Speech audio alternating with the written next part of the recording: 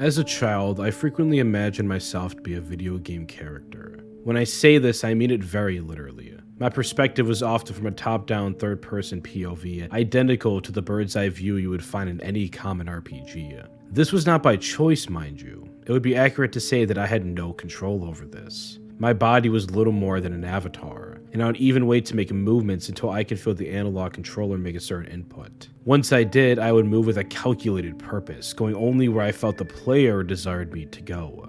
To this day, I'm unsure if my consciousness was the avatar or it was the player. Perhaps it was part of both. This phenomenon extended to the events in my life as well, events that I would come to cast as a story. I wouldn't call it a predetermined fate, but rather that places were calling to me, aware that I specifically would someday go there. I was impressed and still am that they were able to pre-render those parts of the level, although I can't be sure if they actually did. Particularly eventful days were cataloged in my brain as VHS direct-to-television sequels to A Charlotte's Web. I created countless of them and would even imagine things like the commercial advertising the movie, with scenes of my life playing in a small square on the left side, while the right side had a VHS-esque yellow background with the tape slowly rotating proudly. It was always standing on its corner. When I look back at my childhood, this is what I see. I want to stress this as much as I can. I mean it quite literally. Most of my memories are perceived as happening outside of my body, as if my consciousness itself was a free-roaming camera on Golf with Your Friends. To this day, I wonder if I was real, if I am real, even now. This is all to say that I relate quite heavily to Milk Outside a Bag of MiIlk Inside a Bag of MiIlk, the sequel to the equally lengthily titled Milk Inside a Bag of MiIlk Inside a Bag of MiIlk, a surreal and bizarre visual novel that I covered about, wow, half a year ago now. Well, it's never too late for a part 2. But worry not, dear viewer, you do not have to have watched that past video to view this one. I will still be talking about the first game and actually correcting some of the mistakes I made in that first video. That being said, it might help to watch it first, and you should surely watch it after, but it is not required viewing, in the least. In this video, I first plan to introduce those unfamiliar with the game to this indie masterpiece, explaining what exactly it is and how it works, and covering the bare-bones skeleton of the basic story. For those who don't feel like listening to all of that, either use the chapters as a guide or use this timestamp here to skip all that juicy, interesting, must-see TV. After that, I will be completely and utterly breaking down this game, using research as well as my own experiences to recontextualize and make sense of everything happening within this bizarre little visual novel. Basically, I'll be making a typical video essay, but one that I promise will be interesting. Are we all on board? Okay? Okay. Then, without further ado, welcome to Milk Outside a Bag of MiIlk Outside a Bag of MiIlk.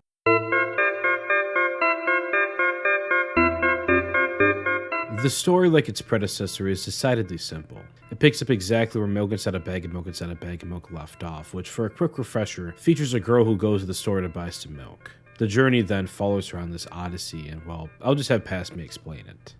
The game begins with you naming yourself, and then joining the girl as she walks to the store to buy a bag of milk. It's immediately obvious that something is a bit off about her, as she hyper-focuses on seemingly mundane details to the point of making her almost unable to reach the store. She even proclaims herself to be the protagonist of a visual novel, as she talks with you, the player. You can choose to either encourage her along or make her feel terrible about herself. The game will eventually bring you to the store where she faces similar difficulties, but is now confronted with people. Well, you can assume they're people, but they don't exactly look like it. You even get treated with a new phobia to take home, the letter O.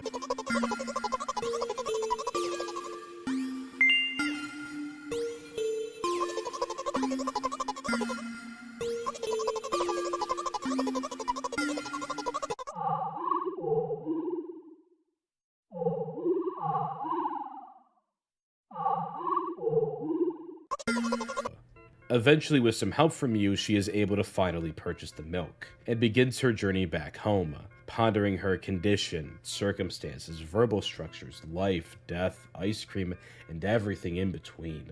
You two sit on a bench together, looking up at the sky, and she reveals some of her secrets, but raises even more questions. Once home, she opens the door, is met with her lovely and beautiful mother, may I say, and goes to her room. Thank you, past Mia. As I said, milk outside a bag of milk outside a bag of milk picks up immediately after the events of the first game, even featuring a brilliantly crafted cutscene that showcases all the highlights of her milk acquiring journey, and ending with her entering her home. Immediately, you can tell something is seriously off, as dark shadows play around the room, taunting the girl. She then thinks there may be a corpse staring at her from the kitchen, but no, that can't be. Our kitchen has never had a corpse in it. Or has it? Once she confronts her mother, things go from bad to downright horrifying. And, well, I think I'll just let the scene speak for itself.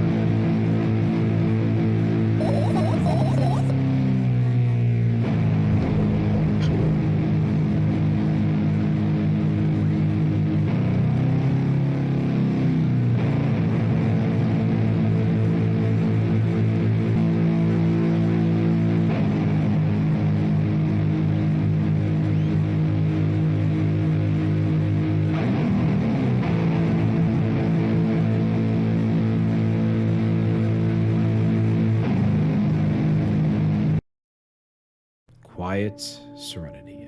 We are back in our room after all that silly fuss. The game then devolves into the various odd thoughts of the girl as she gets ready for bed, eventually becoming a point-and-click adventure game as you and her have to search for her thoughts together. Oh yeah, and they're Fireflies now. Keep up, okay? Again, what exactly you are playing as here will be analyzed in another section, but just know that you literally have to search her room for her lost thoughts, which have turned into said Fireflies. Don't worry, we'll also be diving into that. Afterwards, one of many 5 different endings can unfold depending on the choices you have made, which is a highly satisfying number, so you just know they're all varied and great. And that's literally the entire game. Which seems sort of boring, especially considering it'll take you probably over 2 hours to get all the endings, but like the first game, it's a dialogue that is endlessly interesting, and the longer runtime just means more words to chew on. And I do mean that. You will be thinking about some of these sentences for perhaps the rest of your life. You may even get one or a few as a tattoo.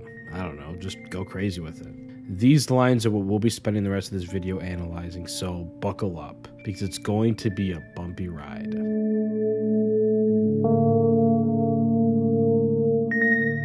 When I was originally discussing milk inside a bag of milk inside a bag of milk, I talked a lot about depersonalization and derealization. Honestly, they basically made up the bulk of the video. And well, it was a great discussion, but it also wasn't entirely accurate. This applies to my concept of hyperspatial awareness as well. I had originally stated this to be tied to OCD, at least potentially, but now I see I was partially wrong.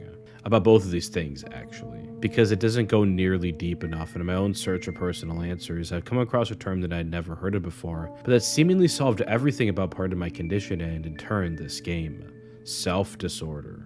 So what exactly is self-disorder? That's a difficult question to answer since it's a bit abstract. Here, this is exactly what Wikipedia says. You're welcome. A self-disorder, also called anxiety disturbance, is a psychological phenomenon of disruption or diminishing of a person's sense of minimal or basic self-awareness. The sense of minimal self refers to the very basic sense of having experiences that are one's own. It has no properties, unlike the more extended sense of self, the narrative self, which is categorized by the person's reflections on themselves as a person, things they like, their identity, and other aspects that are a result of reflection on oneself. Now let's take a look at a more in-depth explanation of the minimal self, quote again. The minimal self has been likened to a flame that enlightens its surroundings and thereby itself.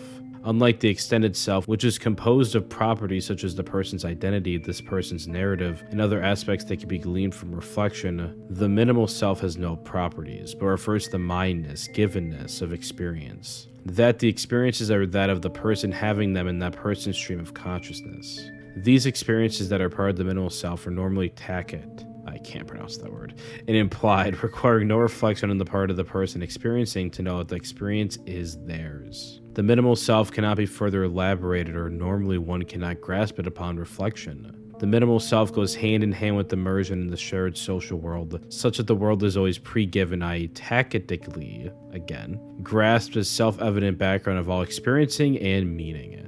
This is the self-world structure. Continuing with the quote. D. Warren gives an example of the minimal self combined with immersion in the shared social world. When looking at this tree in my backyard, my consciousness is directed towards the tree and not towards my own active perception. I am, however, aware of myself as perceiving this tree, yet this self-awareness or self-consciousness is not self-thematic. The focus is normally on the tree itself, not on the person's own act of seeing the tree.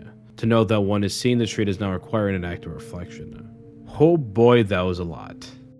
Here's a quote from another article that explains the minimal self, varieties of self-disorder, a biopheno-social model of schizophrenia by Louis Sass, Juan P. Bordo, and Barnaby Nelson, which is grounded in the lived body and inner time consciousness, is experienced not as an entity in one's field of awareness, but as the unseen point of origin for experience, thought, and action, as a medium of awareness, source of activity, or general directedness towards the world. It grounds the first-person giveness or for me-ness of subjective life. Now, when a disturbance occurs in this minimal self, this is what a self-disorder is. If I had to best describe it, I'd compare it to depersonalization, where one may feel out of body. Self-disorder, then, is the feeling or seeming knowingness that one does not even possess a body, or that they perhaps don't even exist. This can often manifest in ways like my example in this cold open of the video, literally having a different POV or not even just feeling like a robot, but rather a blank entity controlled by, and this is vital, an external component. To take another example from Wikipedia, these involve the person feeling as if they lack an identity, as if they're not really existing, that the sense of their experience as being their own, the mindness of their experiential world is failing or diminishing, as if their inner experiences are no longer private and that they don't really understand the world. Here's another example from my own experiences. I like small spaces a lot. That's a bit odd, sure, but not entirely unusual. However, I have always taken it a step further. I used to not even just imagine myself becoming an ant, but actually shift my perspective, my POV, to become one, and then crawl into this space. It was always very relaxing. Of course, one cannot actually shrink themselves down, but reality is not something to be clearly seen, but actually just perceived. And since many with a self-disorder eventually develop psychosis, more on that in a bit, which is itself a perceptual break from reality, then it's not hard to imagine a person can shift their perspective like this, especially since life is just a memory. Watch this video here afterwards for an explanation on that one. My memory of these events, and there are a lot, are from an ant's point of view, literally, and that stems from the fact that my consciousness hardly resides in my body at all. Hell, I can't even look in the mirror for longer than a second without heavily disassociating, and I cannot remember the last time, if ever, I related to that thing staring back at me. The girl in milk outside a bag of milk outside a bag of milk experiences something similar, with her reflection being an it rather than herself. You can imagine how absolutely horrifying and horrible this feeling is. Externalized consciousness is something we'll be talking about in the next section, however. I hope I've made the distinction between a self-disorder and depersonalization and derealization clear. The latter two just simply don't account for the basic levels of identity disturbance that a self-disorder does. When you have depersonalization, you still retain a core that your being itself will always gravitate towards, even if that pull isn't as strong as it should be. With a self-disorder, however, that core is entirely and utterly missing, relegating your usual thoughts to just kind of float around, leading to a thought disorder amongst many, many other things. Quote again.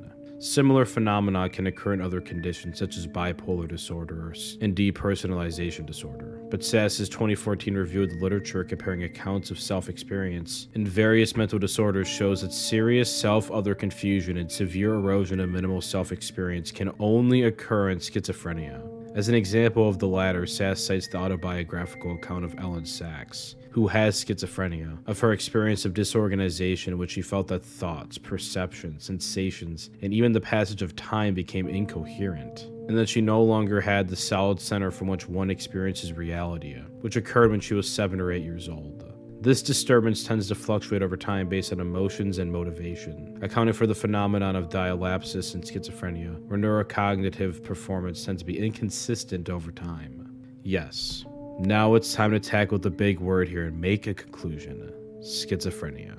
First, a few disclaimers. Self-disorder is not, according to the International Classification of Diseases, or ICD, or even the United States' Diagnostic and Statistical Manual of Mental Disorders, or DSM, part of the schizophrenic experience. It is, however, a concept found in all foundational texts on the illness, including the one who named the disease itself, Eugene Bueller. Furthermore, there is a proposal to include self-disorder in ICD-11. 2. I do not have schizophrenia. Well, I'm not diagnosed with it anyways. I've been working to figure out exactly what's going on up there, so I can't speak for anyone else's experiences. I certainly can't diagnose anyone with anything, even if it's just a fictional character. 3. That being said, however, we are going to work under the assumption that the girl most likely suffers from some kind of schizophrenia spectrum disorder, most likely even schizophrenia itself. It's irresponsible to diagnose others, but I believe it's equally as irresponsible to deny clear evidence and then assume it's something that it most certainly isn't, like saying the girl just suffers from anxiety. This rule only applies to fictional characters though. Never diagnose anyone of anything unless you're a professional, even including self-diagnosis. It's just a misunderstanding at that point, and potentially a harmful one. Furthermore, when I'm choosing to discuss in this video how I'm choosing to analyze milk outside a bag of milk outside a bag of milk within the context of self-disorder, pretty much means we have to make the generalized assumption that the girl is either schizophrenic or schizoaffective. Or at the very least, like bare minimum here, possibly schizotypal. That's just the nature of my style of analysis. 4. This obviously says nothing about the creator or those involved with the project. This is just a fictional story after all. With these disclaimers out of the way, however, let's just see exactly how this all affects the girl and finally discuss the game itself.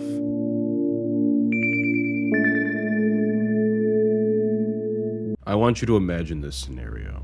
You love fans, like a lot. Those mini turbines are the only thing that let you sleep at night. They need to be on at all times. You need to feel their energy surging throughout the room. You love fans. But then, one day, someone turns the fan off, and you realize something as suddenly as an instant. A piece of you has just died, and perhaps you can never get it back. Expanding consciousness is a difficult thing to talk about, since it's both a relatively grounded study in the field of self-disorders, yet also something I kind of made up. As you lose your first-person perspective, also known as a diminished self-presence, you can almost begin to feel as if your thoughts are external to yourself. And when paired with hyperreflexivity, where you view those thoughts as things under hyper-scrutiny, instead of the normal take-it-for-granted understood perception of your thoughts, you get a disturbed grip or hold on reality. This, in my opinion, can manifest as an expanded field of self-awareness, as if blowing up the body 20 times its initial size. I used the example of the ant earlier, and this is a good example of this phenomenon. I didn't just shift my perspective to fit the size of an ant, I actually felt as if my conscious self was now occupying a space that was not my body, as if I teleported to the specific location with a new form. Here's another example from the first game. When the girl says her way home is morphing and contorting based on her will, she probably feels as if she is occupying this space with her own consciousness, while also feeling that this phenomenon is special to her and her alone. This is what we call a delusion of reference, where you may feel that there are special messages, signs, or in this case, significance in your environment that is meant just for you. The best example for milk inside a bag of milk inside a bag of milk, however, is her mile of ice cream, which I explained my thoughts on pretty perfectly in my first video, but will give a brief explanation here. Let's hear from you again, past me. She explains that during this walk, her body will be in every part of this way. My interpretation of this is a direct correlation of my own experiences and my hyper-awareness of spatial structures. I imagine that while she is walking, she can literally feel every molecule, every minute detail that is involved in that stroll. And paired with her already clear depersonalization, it would make sense that she may feel her very body being stretched to all encompass this enhanced spatial awareness. Identifying herself more at the vibrations of the air around her and the experience of walking through this hyper-vivid area of town than with her own sack of meat she calls a body. She essentially states as much when she says my body would be in every part of this way. But why ice cream? You can say this is also due to her hyper-awareness, her obsessions calculating her own spatial presence to be inflicted with the milk she's carrying, as evidenced by her pointing out the exact ratios of water to milk in this conglomerate of ice cream. This would also surely align with the out-of-body factor, as she counts the milk she's carrying as being part of her new, more ethereal body. But I don't really think that's the extent of it, as she describes the walk from the store to the gas station she is currently at to be a stick, while the way home is ice cream. This to me screams derealization, as she almost imagines the environment around her to bend to her will, a point which she further makes a bit later on, as she pretty literally describes her environment and everything within it morphing around her, following her mind specifically. Ironically enough, I wouldn't call this main character syndrome, even though she does imagine herself to be a main character, but rather she simply cannot comprehend, whether entirely or in episodes, the environment around her. It is entirely distorted, and it would seem that only the bizarre can contextualize the world around her. Thus, she almost has to imagine the walk to her house being something like ice cream, especially when you further pair this with both her spatial hyper-awareness previously discussed, and her self-identification with the space she is taking up, of which includes the key component of ice cream, liquefied dairy. God, that is a fun word to say. Essentially, she now at least partially identifies as a cold, creamy conglomerate, and since she determines that the reality surrounding her path is molded around her very consciousness, then that path itself would then be ice cream. I'm not sure if it's actually a mile, but that would then stretch her being out to be, and say it with me now, a mile of ice cream. Simple maths. Quote over. Well, that wasn't really brief at all now, was it? Of course, this is not due to OCD or derealization like I had previously thought, or perhaps woefully wished for, but instead is due to this disturbed grip on reality and her own expanded consciousness. That is a correction I feel it is my responsibility to make, although that is of course only my conjecture on the line. I obviously didn't make the game, so I'm not sure what the original intention was behind it. As such, I can only offer my own experiences. While not quite as extreme of an example, I do seriously need to sleep with a fan or some kind of circulating energy. And while this is probably tied to OCD and my own stimulation problems, I've come to realize that expanding consciousness theory would probably account for this as well. I've never felt as if it was an obsession behind the need, nor an even slightly discernible reason beyond it just feeling absolutely wrong. And I say wrong in the bodily sense. I highly identify with the molecules in space and the air, so when the energy flowing within it is suddenly cut off, well, you might as well have cut off one of my limbs. Yes, I seriously mean that. Not in the pain sense, but more in the nervous system sense. When a fan is turned off, I feel an immediate and intense screaming inside, as if I were to soon die if it isn't turned back on. That is probably because I view that energy as part of my consciousness, and since I logically know that myself is meant to be contained within a body, then I would naturally identify any given open space be part of my new, almost ethereal body. This can, of course, spawn a whole slew of associated delusions.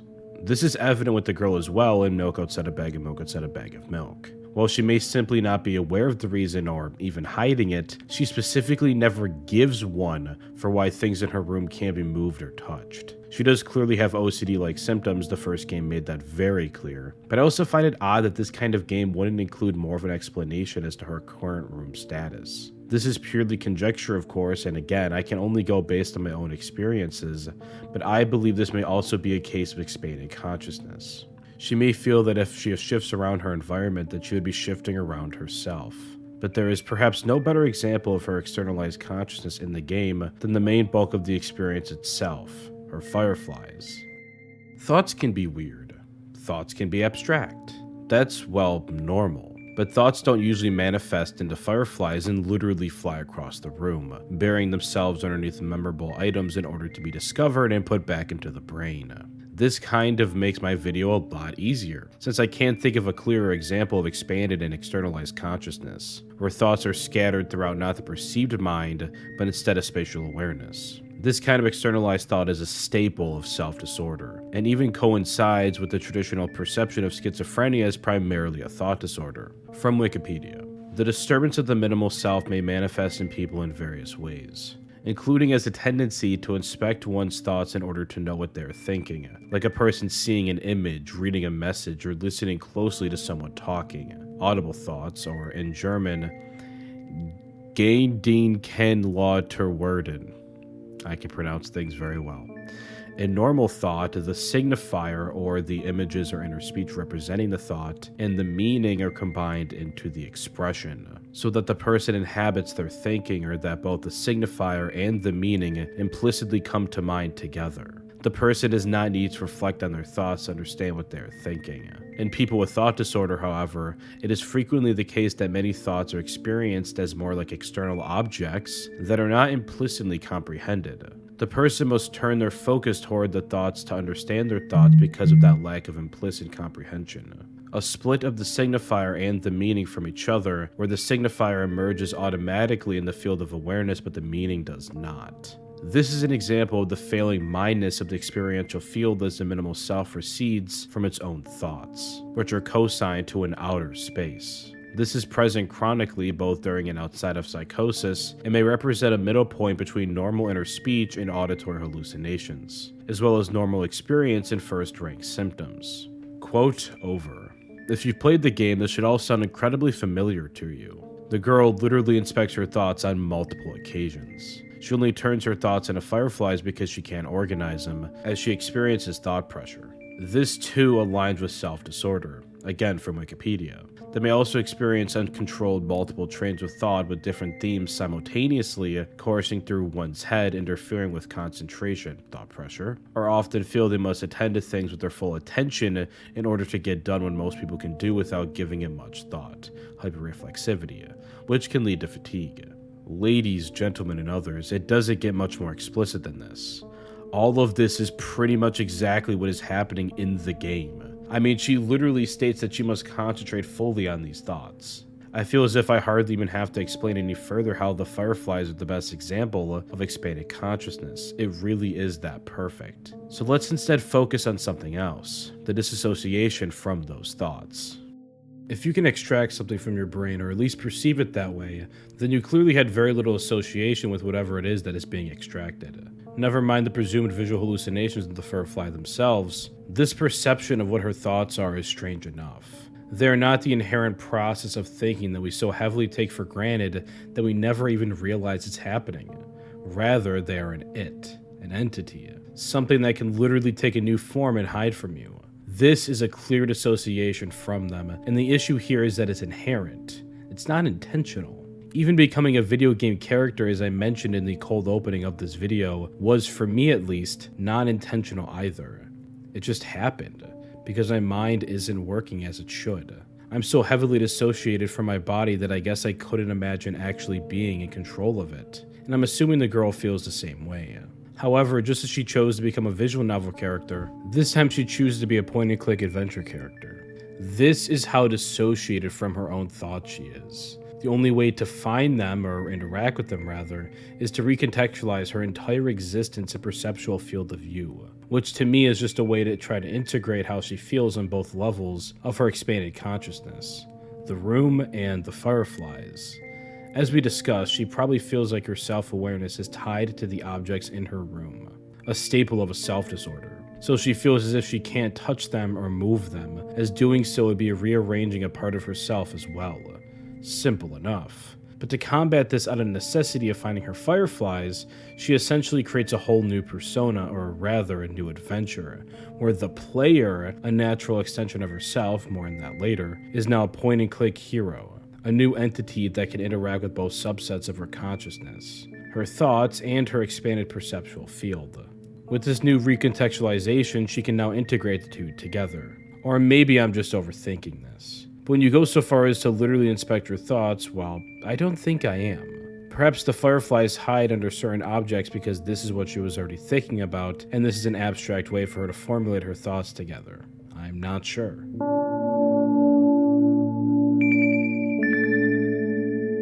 I'm sad, because the dreams just won't come anymore.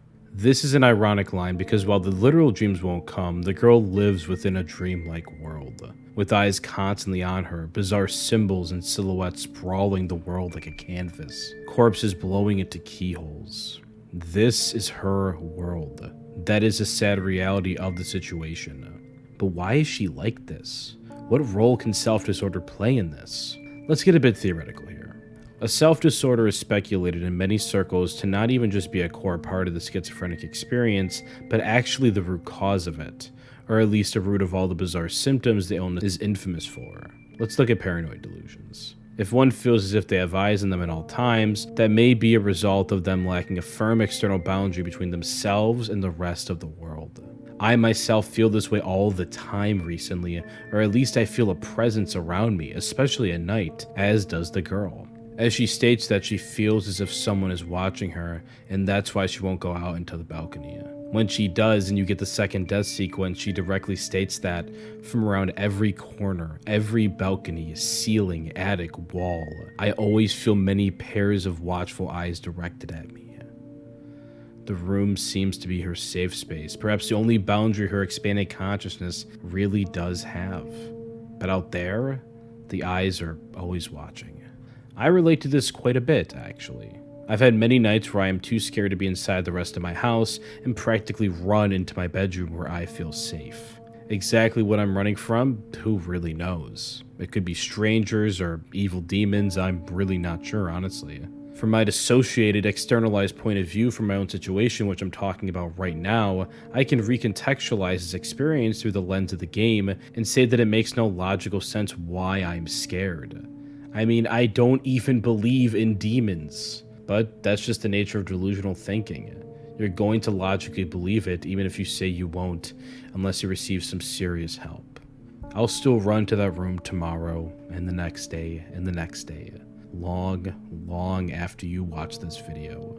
I may never feel safe in my house again. The girl may never feel safe in her house. I'll believe in something I wouldn't normally believe in. She'll feel those eyes watching her. It can be a horrific reality, but it's one that people live. This horror extends into other branches as well. Milk Outside a Bag of MiIlk Inside a Bag of MiIlk is a game fairly devoid of people, as was its predecessor. In fact, perhaps the only real person in the game is the girl. The rest of them are grotesque monsters with empty, bulging eyes and alien-like forms. Are these actually people? They are. That is the sad truth. And I personally don't believe the horror comes from their monstrous forms. No. The true terror is that these are people she should recognize. She knows she should recognize them, but she doesn't. She doesn't. I want you to imagine your favorite person right now as you do your favorite thing together. Got it? Good. Now I want you to take that image and replace that person with a complete and utter stranger. You don't know who they are or what they want from you or even what they might do to you. And yet, you know this is supposed to be your favorite person. Were they stolen? Replaced? A person in disguise? You don't know, but you want to throw up. This can last for seconds or minutes, hours, days, weeks, months, years, lifetimes, infinities. The whole universe can have exploded and this fucking stranger could still be looking at you with those eyes of whose color you don't recognize. You want to run. You want to scream. But you can't. Because if you're the girl, this is your mother. You can't do anything. Nothing at all but die a little bit more inside. Each and every time. Of course, this horror doesn't just pertain to your favorite person, but probably to everyone you know at some point or another. Even strangers, like in Milk Inside a Bag of MiIlk Inside a Bag of MiIlk. And of course, the person this pertains to the most is yourself, as you become an it rather than a you. As it stares into the mirror and feels shaken by what exactly stares back. What? Not who. It's never a who.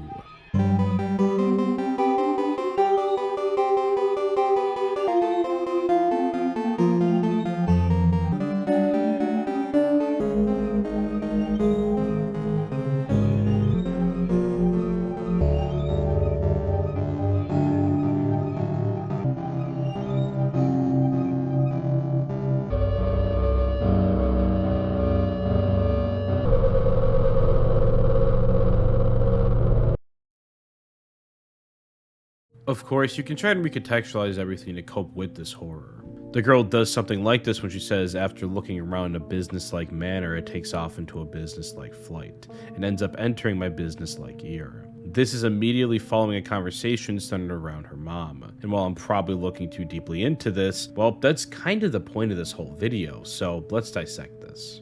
The medication and her mom seem to be very touchy subjects for the girl for obvious reasons. To seemingly cope with this and the associated thoughts that come with it, she uses the term businesslike. Okay, but why? The term business may as well mean devoid of emotion, and my interpretation of her constantly using the term businesslike is that she's trying to recontextualize her very relationship with her mom, especially ways that she should feel grateful towards her as calculated and cold. It's a failsafe, a way for her to keep her distance and not allow herself to get hurt, either by her mother's possible abuse or the fact that she is essentially a monster in the eyes of the girl. When it's businesslike, there is very little need for emotional dependency. Or perhaps she feels as if her relationship with her mom is already businesslike, and instead of subconsciously trying to achieve that, she feels like it's already like that, and probably hates it. Her mom just doesn't understand her. But either way, it's an allegorical coping mechanism, something she does all the time, even to the point where she stresses when thinking, will I be able to think of an interesting allegory? Everything to her has to be an allegory because she can't make sense of this bizarre reality she finds herself in otherwise. Nothing else makes sense. Personification is something that most people do. To take an example from Alan Resnick's brilliantly done Live Forever As You Are Now, if you draw a smiley face on a rock you just stubbed your toe on, you'll probably forget the pain and replace the feeling with an "aw, that's actually kinda cute." Then you're gonna stone. And then you're gonna wanna coat the rock in skin and flesh and... We simply like things more when they look like us. However, some can take this too far. I'm going to show you the script real quick and you're going to promise not to laugh at me. See all the parentheses? Those are typos that I kept around because I feel bad for them. Because I perceive them to be living, possibly even breathing things. I think to myself, they've been waiting all this time for their chance to contribute. I can't take that away from them, so I keep them around. I do this with basically all inanimate objects, from stuffed animals to literal garbage. This morning, I almost ate an entirely burned to a crisp piece of Impossible sausage because I felt bad for it. In the end, I managed to only have to take one bite, and indeed, it had the consistency of a rock. It was not a pleasant experience. I had to do everything in my power not to take it out of the garbage and eat it after I had thrown it out. And you can tell me they're not real, and I can tell you I know that, but in my own mind, I'm still going to believe they are. I'm still going to believe they are. As will the girl. We see her personify various objects throughout the game, the most obvious being the milk itself, as she states that she feels bad for it, having been taken from its comfy home into a new, dangerous land. How ironically funny it is then that she doesn't see people as being, well, people, but she heavily sympathizes with a carton of milk, or perhaps a bag of milk. Of course, the only person I'm really laughing at in this situation is myself. However, I want to focus this section on the personification of something that is actually plot relevant, her medication. Most reviewers have seemingly accepted that you play as her medication, which is fair. The first game itself made that fairly obvious, and the second game only reinforces that fact, especially when mentioning meeting once a day. There is a problem with this interpretation though. This isn't normal. Medications don't talk to you, which, unless she's on the wrong medication, something we'll get to in a different section, this should definitely raise a few eyebrows. Rather, it seems likely to me that this is just another example of her personifying something she definitely should not. Which, adding this in last minute, I feel like most people realize that, but not really the repercussions of that. Imagine she's like me, feels bad for her medication, and takes more than is required. That's obviously a very dangerous rabbit hole. This goes back to external consciousness, as she not only personifies the medication, but probably imprints a piece of herself onto it, making us, the player, in the role as a separate part of her consciousness. A way for her to recontextualize her medication and its side effects. This would also give her someone to bounce off naturally, as she perceives herself to be a video game character. It's likely even that she feels we, the player, are directly in control of her, and that her body is that avatar. She surely is dependent on us if nothing else. But at the end of the day, we always played as her, but just a recontextualized version, a very dangerous personification of the effects her medication is having on her. Or perhaps she personifies her medication in order to feel more familiar and thus more safe with it. This, like everything else in this section, is just another example of her bizarre world, and also an example of how she mishandles her medication without supervision, like not taking it at all or having it seemingly spill everywhere on a whim. Adding this in last minute again, but it seems likely to me that this personification is due to self-disorder and expanded consciousness. To make sense of identifying as external objects like those in her room, we may subconsciously view them as being extensions of ourselves and thus being alive as we are. Just some food for thought there. But it perhaps gets no more bizarre than actual hallucinations, which, while we speculated may have been present in the first game, they undeniably are in the second. Which of course means they always were there, even in Milk Inside a Bag and Milk Inside a Bag of MiIlk. I wanted to include this in this video, then, to make this crystal clear and offer up a few examples to back up my case. The first, and one we talked about, are seemingly the Fireflies. While this one is a bit iffy, since they could just be a contextualization rather than actual hallucinations, I find it likely that it's both. Next, there is a constant buzzing she describes with the line, "The buzz that has always been haunting me fills the surroundings, but it doesn't matter now." A philosophy that surely bleeds into the soundtrack. When she's describing her week of intense insomnia, she points out very literally that silhouettes, letters, and eyes were hanging over me and hissing. When she laments that they stayed around after her insomnia was over, she once again tries to make sense of this new, bizarre reality she finds herself in by saying, "I guess they like this place." It's all incredibly sad. I mean, she literally says she used to hear voices pleading for help, something I can't exactly relate to, but kind of can with my mention of inanimate objects. When I feel I wrong them, I can almost hear their cries of pain inside my head. So while not an auditory hallucination like the girl is likely having, I personally understand how it can be. It's simply the worst feeling. I don't want to spend all day going over her clear hallucinations, however, since she has a lot of them, and that's also not really the point here. What we are seeing here is just a few examples of the bizarre world she finds herself in, one that makes a little sense and where her thoughts fly across the room. She's crushed by this reality, saying things like hoping that tomorrow will only come after a year or a decade. She has no hope at times. This is further backed up by statements like, "If I lose something and then find it, it's just going back to the starting point. No changes at all, a zero sum," followed quickly by, "And happiness is all about being positive, right?" There's a scene in season 2 of BoJack Horseman where BoJack's mom tells him he wasn't born to be happy, and that moment stuck with me. I feel sometimes as if my life was never meant to be a happy one, that I was meant to be this miserable. It's 7 p.m. and I've just woken up. I've just woken up because my dreams are better than reality, because I can't stand the world anymore, because my body knows it would rather be asleep than awake. I'm tired. I decided to go on YouTube, and a song from the Milk Inside a Bag and Milk Inside a Bag and Milk soundtrack is my recommended, Sleepy. I click on it, and once I do, the smallest tear wells up in my left eye, since my right eye is still on the pillow. I feel comfortable. Like a warm blanket was wrapped around me burrito style, like my dad used to do. I feel another tear fall down my cheek gently, then the bridge of my nose. This world I live in, this bizarre reality I find myself in, is horrible beyond words. It's confusing, filled with paranoid delusions, and most of all, just seems hopeless. It seems hopeless. And yet, I still feel comfortable right now. I wonder why that is. This song is one that has resonated with me since I first played the sequel.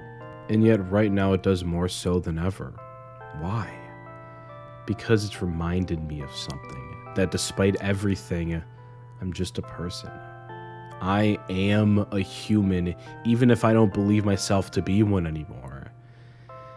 And that is something I just needed to hear. The humanity of the girl breaks through the cracks as well. Her bizarre world is a hellish landscape, but even that can't take away her humanity, her personhood. When she talks about fireflies not wanting to be attracted to light unless they want to feel bad about themselves, we see her sense of humor shine through, as well as her intelligence. Her disgruntled, "I guess," at the end of the search because she was having fun. Her response to, "Of course I'll believe you," being hilariously flat. I know, it was a joke. As if she doesn't even have the right to make a joke anymore. Her optimism when she says things like, "But it doesn't matter now," with enthusiasm in response to auditory hallucinations in the form of buzzing. But most of all, in her earnest request for a bedtime story, something she is shy about. In these moments, we are starkly reminded that she isn't just some video game character, some avatar to be controlled in a point-and-click adventure game. Rather, she's just a person. A funny, intelligent human who is going through something really, really terrible right now.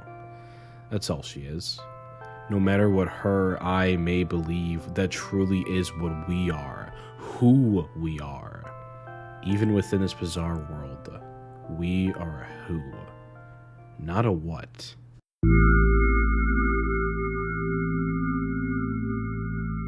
This section will function a bit differently from the others, in that I'll basically be going down a list of things I still want to talk about but that didn't fit into other sections. Think of this as me not wanting to leave any stone unturned, although we will still be talking in depth about all 5 different endings in the next and final section.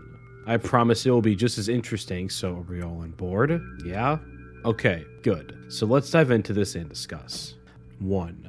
I've thought about thought disorder a lot, about how it makes the world hard to contextualize, which is why we see the girl try to do so much throughout the game and, well, struggle so much throughout the game. 2. The opening shot is kind of whimsical, actually, while then transforming into something terrifying. Sounds accurate to her own condition. This is similar to my own wild delusions that used to be fun, but now they've grown a bit tamer, but more horrifying. 3. She personifies milk. That's interesting and kind of funny. 4. The girl is so heavily dissociated from herself and especially her situation that she eventually relegates the entire horrifying opening section of the game to all that fuss. 5. Okay, this one is kind of a big one. Is the mother abusive? I'm really not sure. So much of the game is purely the girl's perception, so that her interpretation of things is unclear at best. She definitely disdains her mother, and we see flashbacks to choking, so those clues may lead us to the conclusion that is, yes, she is abusive. That leads up then to the opening scene. What is going on here? The most common interpretation is that the girl drank milk off screen and that she is allergic to it. Then the mother was injecting her with an EpiPen. Okay, fair, but why would the girl drink milk that she's allergic to? Is this intentional? The ramifications of that are, well, we already know from the first game that she thinks about death quite a lot. Is that why she has a stack of milk cartons in her room? I'll have to think more on this, but at the very least we see in the Tresca ending that the mother doesn't really try to understand the girl much at all. 6. She vigorously washes her hands, and with everything else about her, she may have contamination OCD. I'm not sure. 7. Okay, another big one. Is she on the wrong medication? We discussed this a bit in an earlier section, but she does state she takes the medication to see us. Is this just her abstract understanding of it? Likely. However, is this otherwise a commentary on the medical system and how maybe they're not treating her for the proper illness? Is this like an Until Dawn case where she clearly needs antipsychotics but is instead on antidepressants or something? It's possible. Then again, the implication here is that these voices or different personalities are a result of the medication, which would then have to be a side effect, since what medication would make you hear things intentionally? So then this would have to be a side effect, but what medication would even have that as a side effect? The answer to that question is a bit iffy.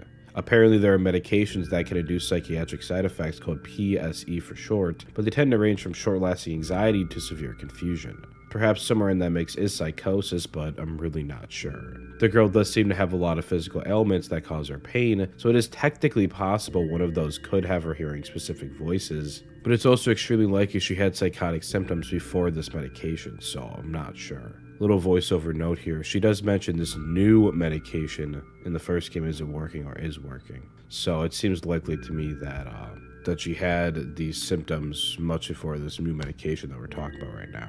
So, yeah. If this is the case, then the story takes on a completely different meaning, obviously, but I still lean towards that personification approach, especially from a metatextual and narrative perspective. But the medication certainly has been confusing ever since the first game. 8. She counts even in her mind, like in the first game, a clear indicator of potential OCD. 9. There's a part in the game during the first death that when her psyche assumingly breaks down for a bit, she starts near rhyming. The exact line is, I need to gather the glass, and then I need to have a bath, and then. This seemingly incoherent word jumble is yet another sign of a thought disorder, specifically known as clanging. It seems likely in this moment that her thoughts became so jumbled that she simply couldn't process anything, and instead resorted to sound in her words instead of actual meaning.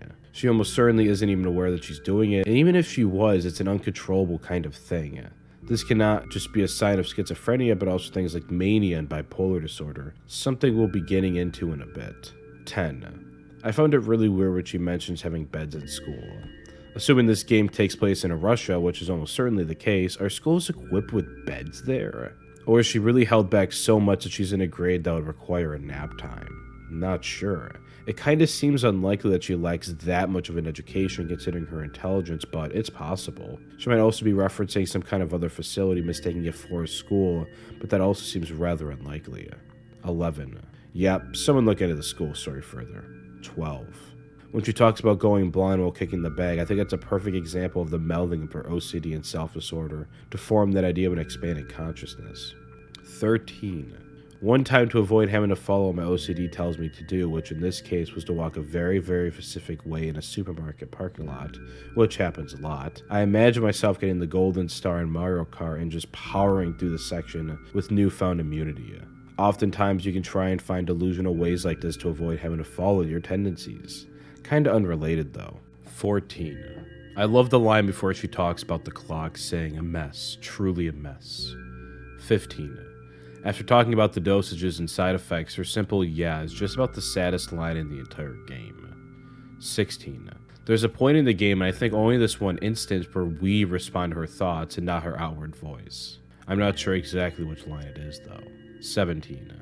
Another clear example of her potential OCD comes from the lines, I'm also scared that something bad might happen if I tell you. And I'm also scared that when something bad happens, something way worse will happen. I feel you, girl. I feel you. 18. When talking about school at the end of her story, she laments about how much she hates milk. This then changes to how much she hates her mother. Someone needs to explain this to me. What is milk here? Like, is it seriously just dairy? A representation of her hatred for her mother? Suicidal ideation? I need theories in the comments stat. Pronto. 19. The girl usually has a sense of misplaced optimism, or blind optimism rather, when she says things like, but it doesn't matter now, when in reference to an auditory hallucination. It's great to see this optimism like I said in an earlier section, but sometimes it seems like she doesn't really believe it, because at times she's the exact opposite. The game shows a broader range of emotions on her condition, which I think is a great call. I hope she stays optimistic despite everything. 20. She has the photos of her best memories covering up holes in her walls. This could mean that the mother is so unattentive that the room is falling apart, and she either hasn't noticed or has noticed but hasn't done anything substantial about it, or conversely, the girl could have punched those holes in herself, which when paired with the school story of her scratching and clawing at her father, may point to some kind of anger issue. I've heard it theorized that she may be autistic and this comes from that frustration, which is certainly possible.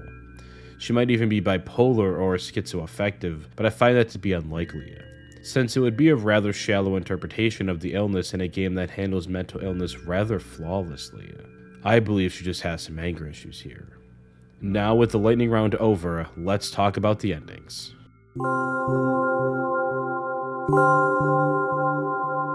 Alright, this video is already long enough, so let's just jump into explaining all the endings, starting with the deaths. Death 1. The first death sequence shows the girl first being strangled, which, tied to a similar scene during the opening sequence, is probably the most concrete evidence that the mother is abusing the girl. Or perhaps this is what the father has previously done, but when further paired with her apparent disdain for her mother, shown in lines like, well, her saying she literally hates her, it seems to point to the mother being the abusive one here. Of course, this isn't a stated fact, so we can only really guess, but what is clear is that something at least similar to this has traumatized the girl. After this, we see her psyche really start to break down, herself wondering about tearing out all her eyelids, and then, of course, milk. It just keeps coming back to milk. And what we see here is evidence to support an allergy to milk and making her eyes itch, but even more so, we see suicidal ideation. If she is that allergic to the milk and the voice is telling her to drink milk, well, you can put the pieces together. We also see her first and only instance of clanging here, rhyming words together that really make no sense. This is further support of her psyche breaking down in this instance, supposedly having some kind of short-lived psychotic episode. Death 2.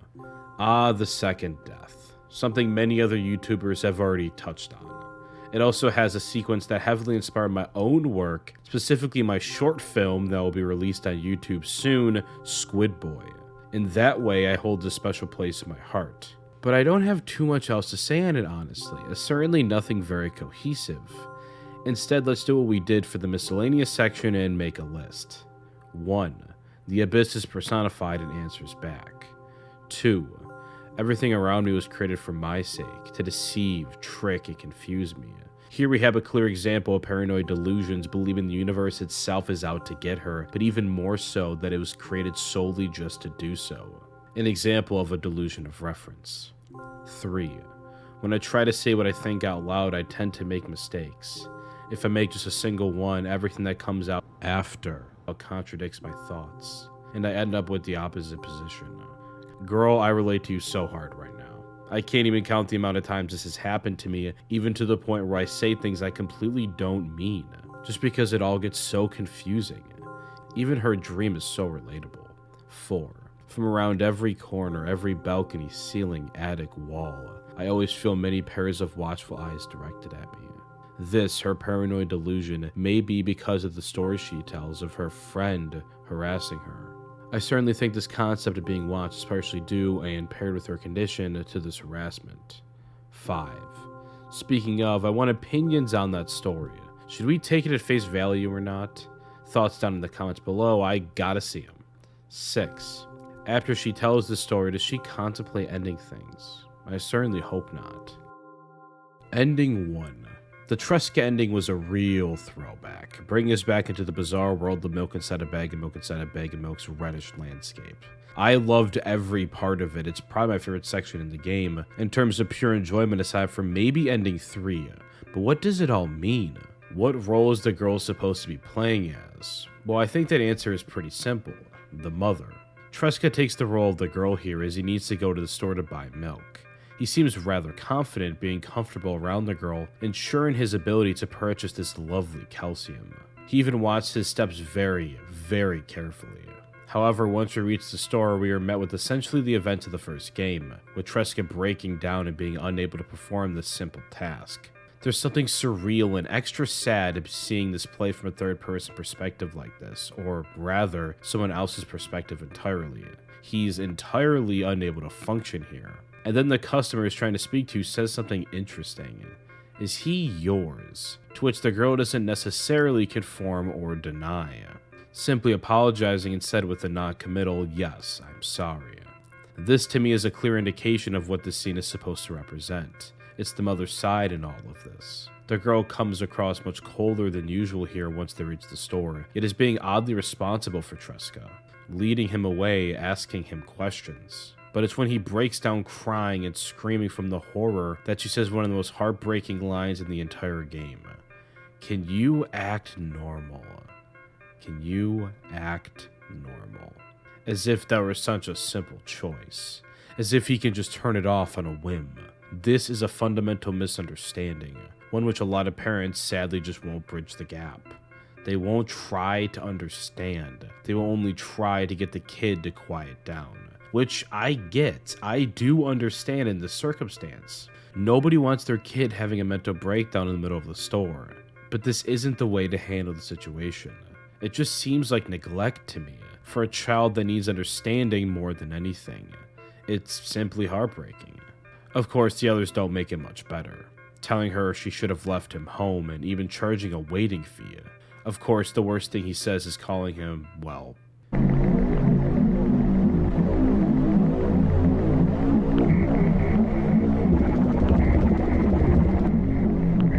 it's not just the mother. Society has a misunderstanding of conditions like Tresca's, and it seems most people don't care enough to change that.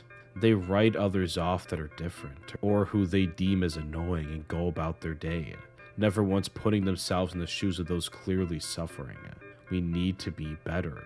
But surprisingly, the mother, or the girl in this case, stands up for Tresca just a bit, getting furious with the person at the register and slamming down more money than she needed to.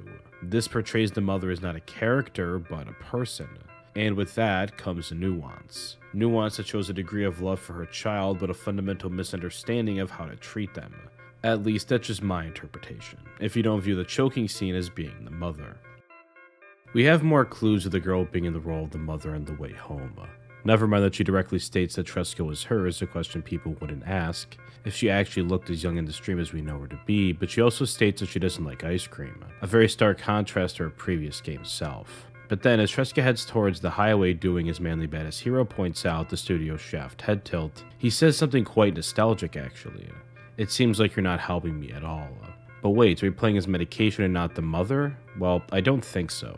While this is certainly what the girl says in the bad endings of the first game, thus leading us to believe we are playing as medication again here, I think it's much more likely that this is meant to indicate that the personality of the medication, something we established is just a recontextualized fragmented part of the girl's psyche, is grafted based off of the mother. When the girl tries to imagine this medication helping her to the store, she imagines her mother doing so.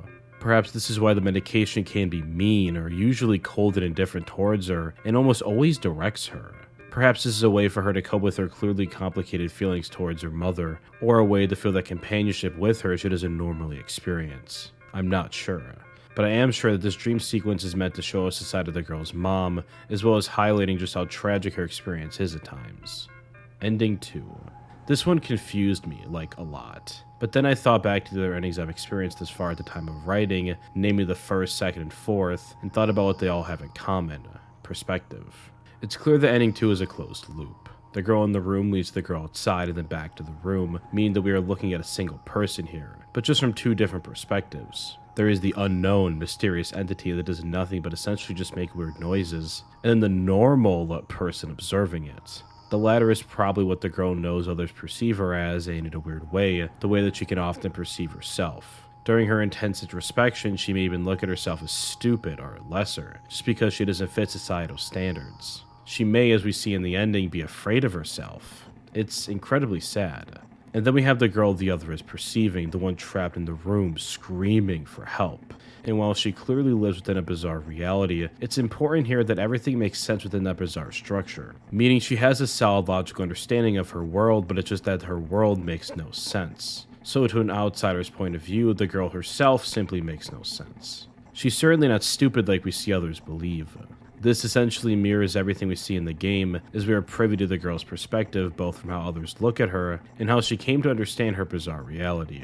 There are two sides to one girl. In this ending, she runs away from a voice because she's scared. Then she runs towards a voice because she is scared. And that is something we can all relate to and understand, no matter who we are. Ending 3. A moment passes and I realize my body doesn't belong to me anymore. My legs start moving on their own. The only thing I can do is choose a direction. Up, down, or... We've talked about a lot of things today, but this ending, this one right here, may be the one that summarizes it best. This feeling of being without a body is echoed multiple times throughout Ending 3. This loss of bodily control. This phenomenon of becoming an avatar. It's as existentially horrifying as his ending portrays it, being caught on the verge of death at all times, an endless circling staircase that leads to nowhere and has no discernible beginning. The fireflies are scattering. Do you feel the connection to your body clearly, or does it still cause confusion and fear? Yes, it does. It's the most frightful thing in the world, because you don't even know who is scared. Is it you? Or this body you have seemingly no connection with, this empty husk that wants to scream but can't. Foreign thoughts become even more incoherent. There's less and less space for my own. As the thought disorder takes over, it violates your mind with bizarre, almost ethereal imagery. You've never seen these grotesque monsters before. These beings covered with pure white teeth the size of your hand, beings in such hyper-realistic detail that you wonder if you had lived another life, in another place. And you're just now recounting all of it. You've never seen them until you do. Until you do. These foreign thoughts fill up every last bit of your cranium left, leaving nothing left for what is supposed to be a sane mind. You recognize the reflection less and less. Wozik and Mendel stand at attention. The first act begins. But I'll stay here.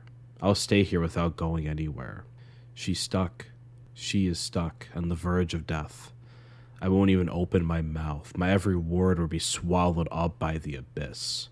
There doesn't seem to be an escape. I'm scared. She is scared. But we'll stay here. Maybe forever. The space around her trembles, just as the molecules around me do so. Yet we stay. The many columns are terrifying and oppressive. Yet we stay. Answer honestly. Don't hide anything. Yet we can't move.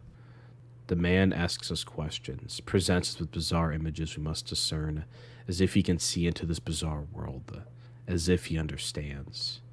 If so, start getting used to your new life. The words come across as bitter and cold.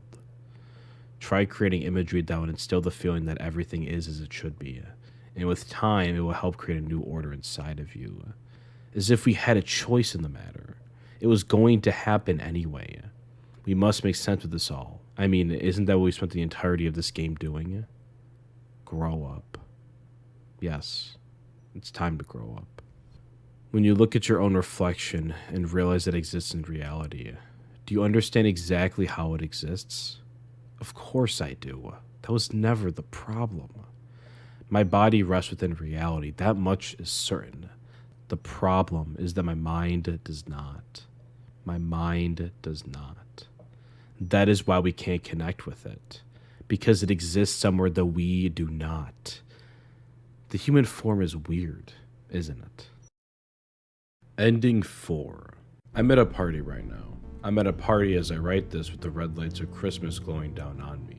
I'm at a party and I have no idea who I am. If I were to look in a mirror right now, I would go beyond disassociating.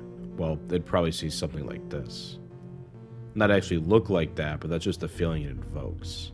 An endless black hole, a thing beyond understanding. Something that just isn't me. But then, I don't think anything is me, so it's probably the closest thing I have. It's the feeling that being a human is weird, and then the feeling that you are not human. All of these thoughts go through my mind, essentially all at once on a good day after 5 seconds of looking into the mirror. On a bad day, or combined with social pressure, well, it's much worse.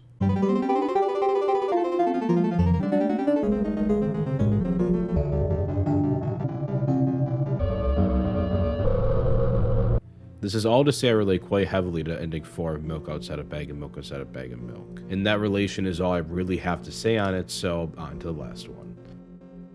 Ending 5. I'm all alone, but at the same time it feels like I'm not. There's a lot of thoughts in my head, they always keep me entertained. I can create a whole world with them. I'm sure it'll be able to fill the void around me if I try hard enough. This void, this newly created world, is the game we're playing. Her thoughts fill up her head to the point where my head is full of thoughts. They eclipse the world around me. These thoughts then, external to herself, are manifested for and make up her expanded consciousness. This then is what creates her bizarre world, the one we've been discussing throughout this entire video. Once again, an ending sums up the entire game and her experiences. This time it's represented with a void, one that she not only lives in, but can't separate herself from. Does it mean that I'm not filling the void, but I am a part of it? She's not even really sure she exists. Of course, this void is nothing more than her mind, filled with bizarre thoughts. In that way, riddled with her condition, she must try and separate herself from the bad stuff that occupies her brain. The thoughts that tell her to do things.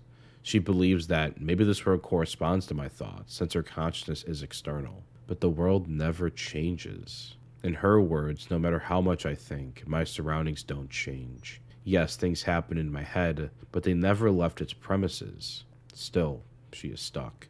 She cannot escape this world, and perhaps doesn't even want to, since this place is safe, and nothing bad will happen here. Nothing good will happen either, though. This entire ending is that dichotomy, as she continues thinking these thoughts over and over in an endless cycle. The ending even repeats lines verbatim towards the end, showing how much she just can't move past this. She can't move past this. But of course, you can't live within numbness forever, as we see her will start to break down. I shouldn't care. It's empty here, and it makes me feel neither good nor bad. She says this, sure, but also relents that I wouldn't want to admit that I'm completely empty. She says this, sure, but continues to relent that even though I'll never feel good here. Over and over and over and over and over. She can't do this anymore. I can't do this anymore. There's not enough space for my thoughts. It's already filled with something else. I don't know how to describe this feeling. Being full to the brim with some unidentifiable liquid substance, being unable to move. The thoughts, they stop making sense. You start to believe you can fly. You start to believe you have super intelligence. You start to believe that food you just threw in the garbage is crying and screaming in anguish and pain. Unimaginable pain. Over and over.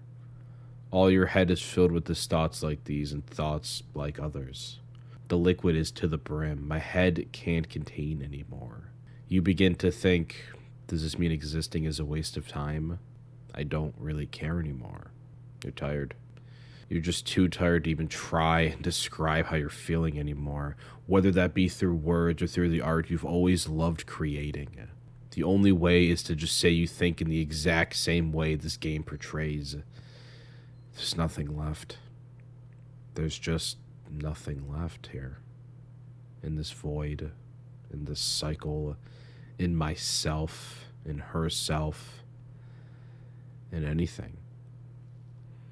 Then a single thought takes over, the most dangerous one imaginable.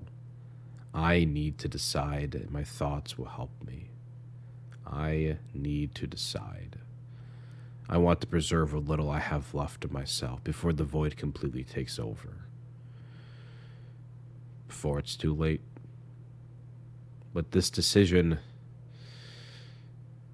I'll be able to save myself.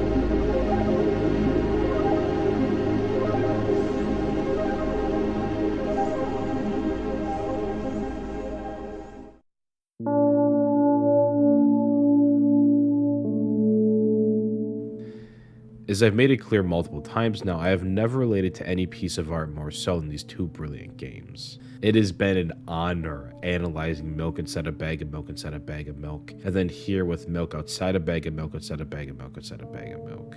I just said that one more time than I needed to. To be able to express yourself this fluidly, this profoundly, while dealing with such a condition as this. Well, I'm in a fairly similar boat, and I just can't imagine doing that right now. Hopefully my upcoming short film, Squid Boy, can do the job. Before I go, I want to reiterate from my last video. It's so hard, this whole mental health thing, but it's not impossible. If you are experiencing anything like described in this video, or if anything is honestly getting you down at all, seek help. It can go such a long way. You aren't alone, even if it feels like you are. Remember that. I will keep trying. I will keep making videos. I will keep attempting to uncover and dissect just what exactly is going on with myself, just as I've done with these games. I sincerely hope I've gotten my point across because I sincerely have no more words to say about it. Self-disorder will likely be something I have to battle every day of my life, but it's a battle that I'm determined to take on. So, until next time, I shall sit here, thinking with my thoughts, imagining myself to be outside of my mortal shell, but at the same time still being me. Ridiculous, like milk outside a bag of milk.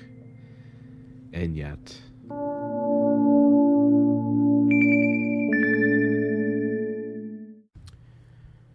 When I was a child, I was told I could be an astronaut, that I could soar through the sky or swim through a vast ocean.